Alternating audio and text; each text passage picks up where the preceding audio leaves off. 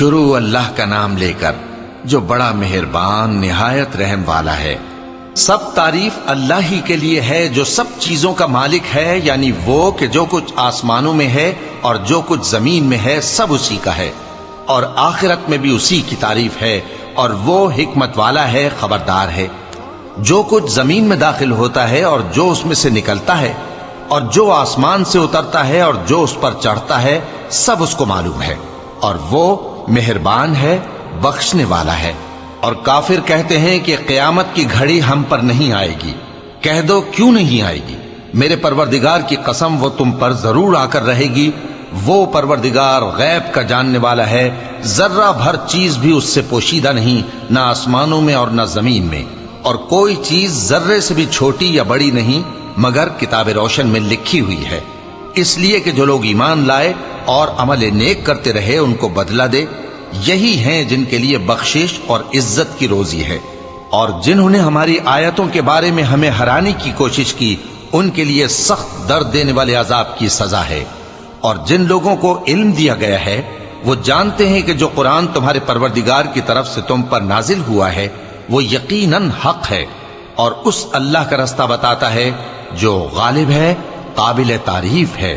اور کافر کہتے ہیں کہ بھلا ہم تمہیں ایسا آدمی بتائیں جو تمہیں خبر دیتا ہے کہ جب تم مر کر بالکل ریزہ ریزہ ہو جاؤ گے تو تم نئے سرے سے پیدا ہوگے؟ یا تو اس نے اللہ پر جھوٹ باندھ لیا ہے یا اسے جنون ہے۔ بات یہ ہے کہ جو لوگ آخرت پر ایمان نہیں رکھتے وہ آفت اور پرلے درجے کی گمراہی میں پڑے ہیں۔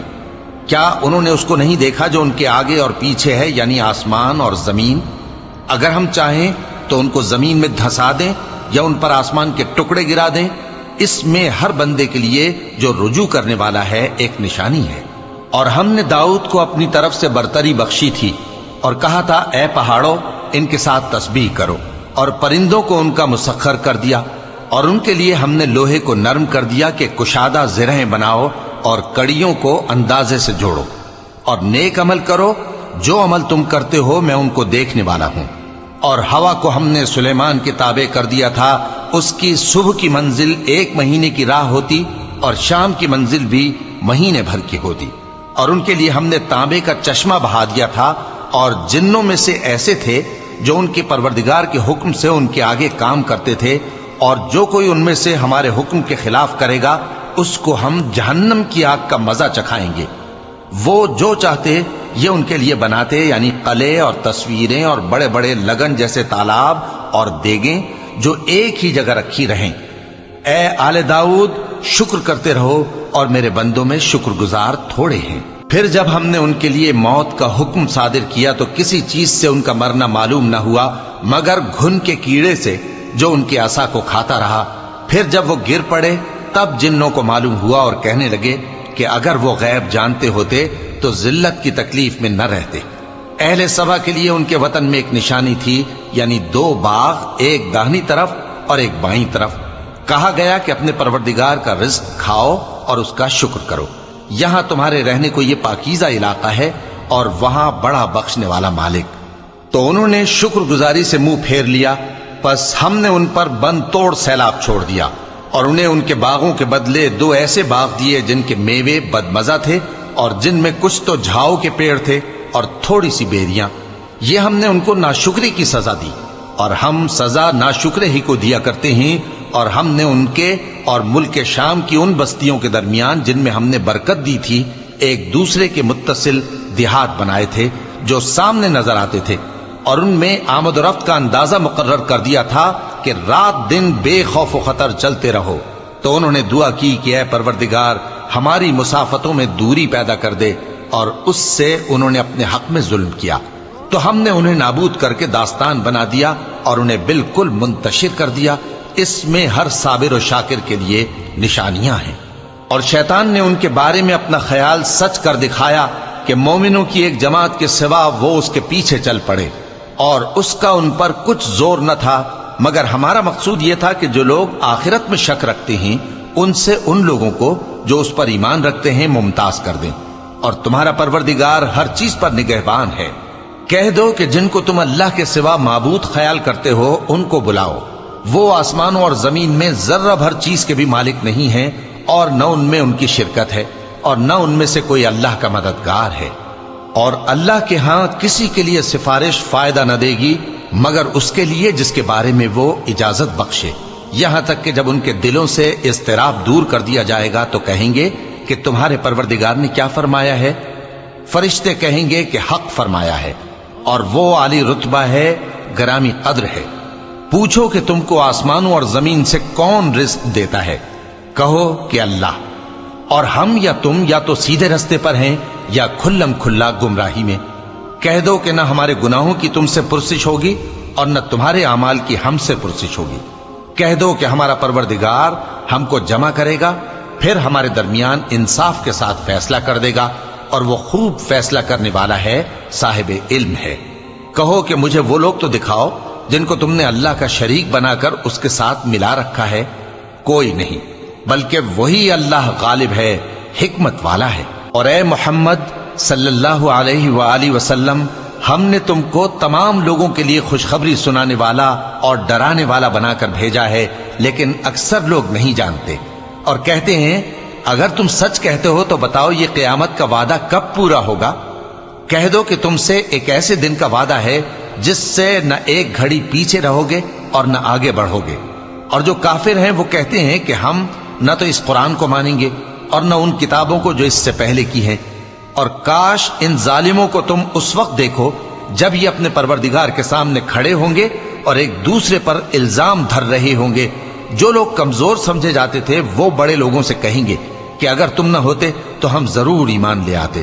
جو لوگ بڑے بن بیٹھے تھے وہ کمزوروں سے کہیں گے کہ بھلا ہم نے تم کو ہدایت سے جب وہ تمہارے پاس آ چکی تھی روکا تھا؟ نہیں، بلکہ تم ہی گناہگار تھے۔ اور کمزور لوگ ان بڑے لوگوں سے کہیں گے نہیں، بلکہ تمہاری رات دن کی چالوں نے ہمیں روک رکھا تھا جب تم ہم سے کہتے تھے کہ ہم اللہ سے کفر کریں اور اس کا شریک بنائیں۔ اور جب وہ عذاب کو دیکھیں گے تو دل میں پشیمان ہوں گے، اور ہم کافروں کی گردنوں میں توق ڈال دیں گے۔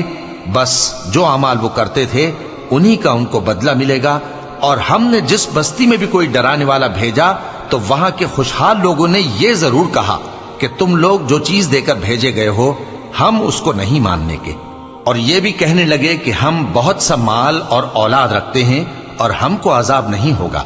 کہہ دو کہ میرا رب جس کے لیے چاہتا ہے روزی فراخ کر دیتا ہے اور جس کے لیے چاہتا ہے تنگ کر دیتا ہے، لیکن اکثر لوگ نہیں جانتے۔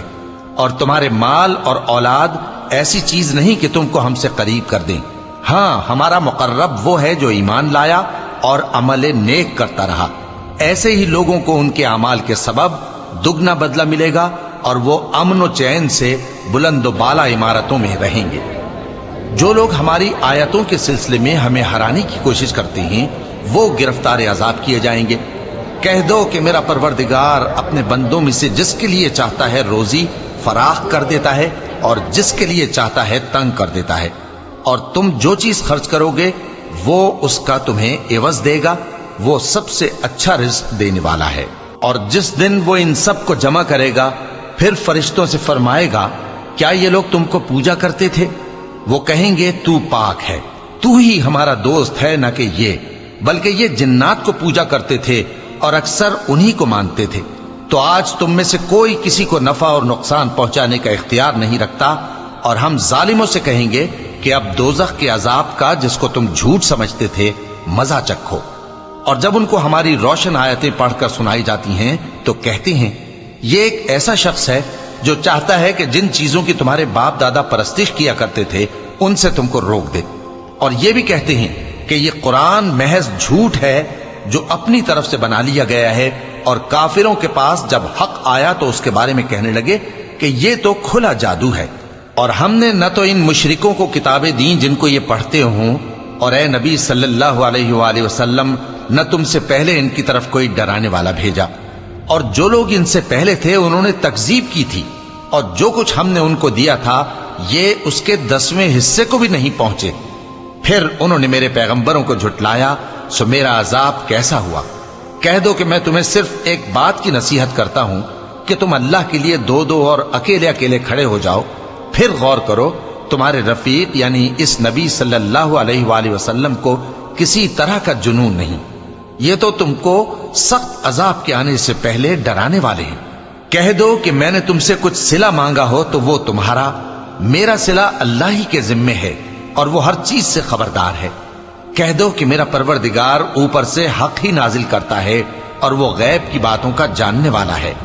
کہہ دو کہ حق آ چکا اور باطل نہ تو پہلے کچھ کر سکتا ہے اور نہ دوبارہ کچھ کرے گا۔